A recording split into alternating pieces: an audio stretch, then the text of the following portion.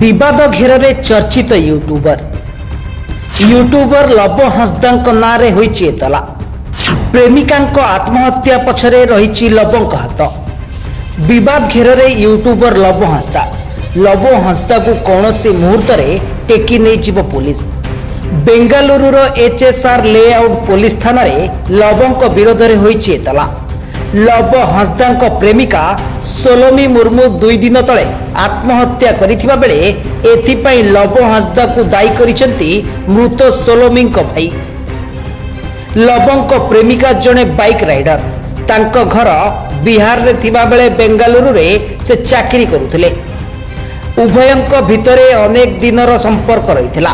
Love हंसदार अनेक महिलांक सह संपर्क थिबा कथा जानिबाकू पाइथिला सोलोमी। एने लवंक को पचारिबारु बारंबार निर्यातना देई आसुथिला लव। शेषरे आत्महत्या करिबा को निष्पत्ति नैथिले सोलोमी।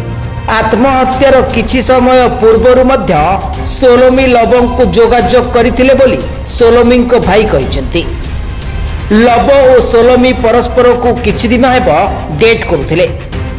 एकाधिक फोटो और वीडियो मध्य उभय सोशल मीडिया रे शेयर करिसेंती। एकाठी खियापिया बुलाबुली मध्य करुथिबा कुहा जाउछि। अनेक पॉडकास्ट रे लव सोलोमी विषय रे मध्य खोला खोली भाबे कहिथिबा देखिबाकू मिलिछि। तेबे लवंक नारे एतला परे बेंगालुरु पुलिस रो स्वतंत्र टीम घटनार छानबीन आरंभ करिछि। ब्यूरो रिपोर्ट सर्वसाधारण न्यूज।